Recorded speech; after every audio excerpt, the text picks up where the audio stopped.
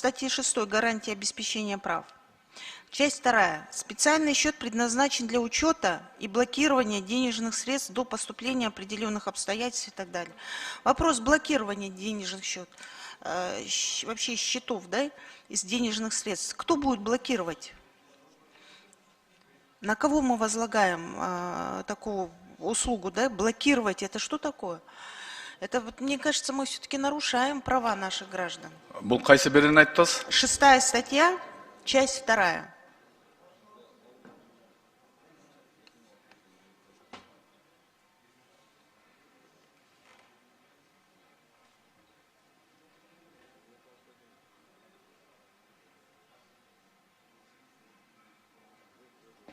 Атайын есеп Кыргыз Республикасынын мыйзамдарынын жана Кыргыз Республикасынын Улуттук банкынын ченемдик укуктук актыларынын талаптарына ылайык белгилүү бир жагдайлар келип чыкканга же келишимде каралган белгилүү бир милдеттенмелерди аткарганга чейин акча каражаттарын эсепке алуу жана тосмолоо үчүн арналган. Бул жерде мен азыр siz aytқан маселени чогуу карайлы, мен азыр буга жооп бере албайм азырчы. А вот Нацбанк изучал же данный законопроект, да? Да. Разрешите? Да. Данный пункт, почему здесь мы тоже, здесь означает то, что, например, при покупателе и продавце, когда они идут, счет открывают, и до оформления данный счет блокируется. После оформления уже переводится. А вам не кажется, что вы нарушаете права наших граждан, да? Ну, во-первых, все должно через спецсчет, все сделки, да, проводиться. И, знаете, здесь такой вообще возникает вопрос, как будто вы лоббируете интересы коммерческих банков. Вот здесь вот явно проскальзывается в данном законопроекте лоббирование интересов коммерческих банков, но не наших граждан.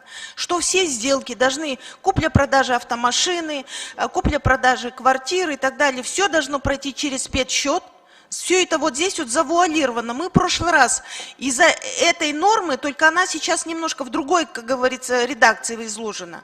Мы из-за этой нормы в прошлый раз не стали обсуждать и вернули, вы отозвали данный законопроект. Сейчас опять вводится. Вы понимаете, что вы нарушаете мало того, что конституционные права граждан, вы лоббируете интересы коммерческих банков.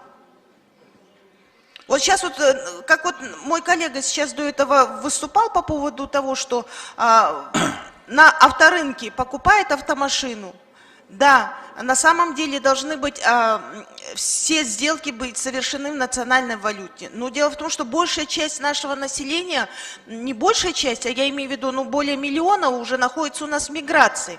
И заработную плату они же не в нацвалюте получают, они получают в той валюте, в той стране, в которой они работают. И там нету обменок. Они приезжают, здесь производят обмены, и они не хотят платить ту комиссию, которая сейчас у нас установлена при обмене валюты. Они теряют в этом. Они находятся в ужасных условиях. Вот права наших граждан, как мы будем защищать? Гүл Акматулловна, сиз бул жерде мыйзам долбоорун мындай тур эмес багытта депутаттарды тур эмес багытка алып баратасыз. Биз ошол накталай эмес эсептешүүлөрдү сөзсүз болсун деген норма алынып салынган.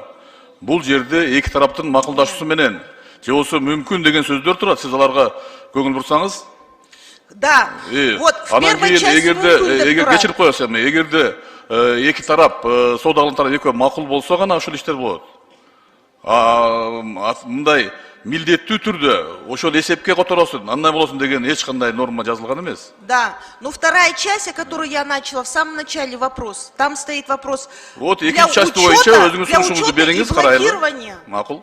Вот вопрос стоит, что во второй части стоит экинчи частка сунушуңузду бериңиз. Мен сиз менен ушул жерде чогуу талкуулайлы.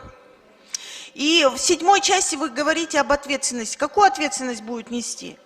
Вообще, я говорю, знаете, этот вот законопроект, он порождает еще дальше большую ответственность.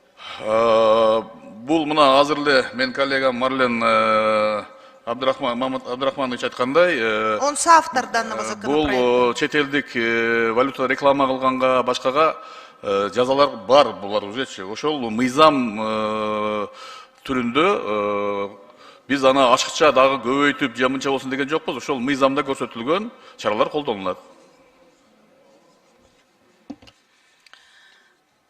Еще раз хотелось бы сказать, в чем выигрыш коммерческих банков от данного законопроекта? Нацбанк, скажите, пожалуйста. Ушул жерде мен бир сөзүңүзгө, Гүл Ахматовна,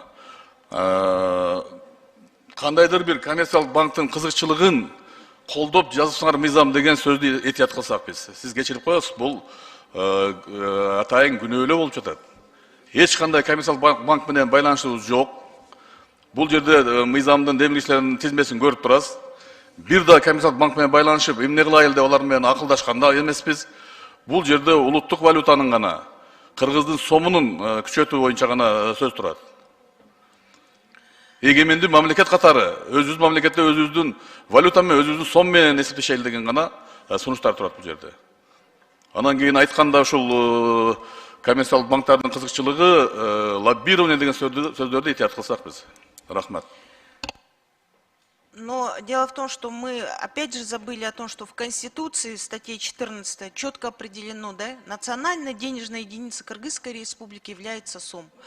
В Конституционном законе о Нацбанке то же самое определено. В Гражданском кодексе определен статус. У нас во всех законах определен статус именно национальной валюты.